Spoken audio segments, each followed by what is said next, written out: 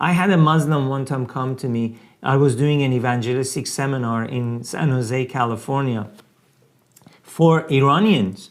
And an Iranian Muslim, middle of the seminar, I think it was day 16, I see this new guy, and I went at the end of the meetings, I went over to shake his hand, and he got up and he said, I have not come here to listen to you. My sole mission is to bring you back to Islam. And I said to him, I said, what is your problem that I became a Christian? And he said, Christianity is a false religion. Christianity is a corrupt religion, and Islam is the only true religion. Allah is the only true God. And I told him, I said, so you have a problem with Jesus, don't you? He says, yes, Christians teach that he is God. And I said to him, I can prove that to you from scriptures, but I know you don't accept scriptures. And he said, no, I don't accept the Bible at all, except the writings of Moses. Only the Torah, the first 5 books of Moses. And many, many Muslims regard the writings of Moses as intact. They're not corrupted, but the rest is corrupted. Yes. I told him, if I show you from the writings of Moses that Jesus is God, will you follow him? He said, it's impossible, it's not there. I said, well, let me show you. So he and I went to somewhere private and opened my Bible, took him to Genesis chapter 1, verse 1. In the beginning, Elohim created the heavens and the earth. And I explained to him what Elohim means in the Hebrew, original Hebrew. And then he said, okay, what does that mean? And I took him down to Genesis chapter 1, verse 26, 27, when he says, and God said, let us make man in our image. Let us make him in our likeness. In the likeness of God, God created them. He created them male and female. And then he said, who is this us speaking here? He said, I don't know. I said, this has nothing to do, because in the Quran, Allah refers to himself as us, we. He's not talking about multiplicity here. He's talking about in the Arabic religion, in the formal format of the Arabic religion.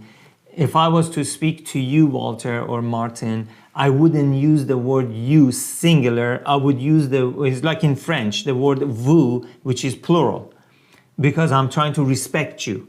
They do that to monarchy as well. They do it in Persian, in Arabic, in French, in many languages it's built that way. That's why Quran was written that way. And I told him Bible was not written that way. And he said, so who's talking here? I asked him, do you think it's the angels? And he thought about it. He says, well, I don't think angels can create. I said, no, he's talking to someone. So I told him, well, let's go to Genesis chapter 11. Took him to where God said, God came and he confounded the languages. He divided the languages. Let us confound their languages. And then he said, and then I took him to John chapter. Now I could take him to the New Testament, because I built his confidence from the writings of Moses. Took him to New Testament, John chapter 1, verse 1. And it says, in the beginning was the Word, and the Word was with God, and the Word was God, and everything was made by the Word, and the Word in verse 14 became flesh. The minute he heard all of this, I tell you, he tiptoed backwards. He hit the wall behind him, and then he said, maybe I need to become a Christian. And he ran to his car, he turned that engine on, he revved that engine, he took off, he never came back, never saw him again. But I pray that he has become a Christian since. So the point is this, is that Muslims argue that the Bible is corrupt.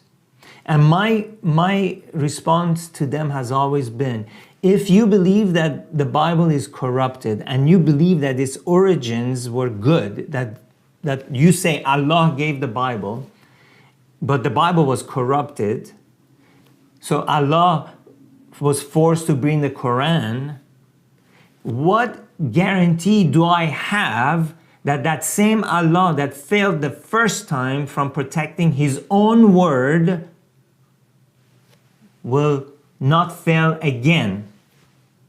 And no Muslim can ever answer that question. It's a very good point. There's no answer to that question. What was that? I said that's a very good point. If you had to go deeper into the Torah and show him the plan of salvation in the sanctuary system, that is all about Jesus. And when Moses speaks about a prophet like him that would come, they relate it to Muhammad.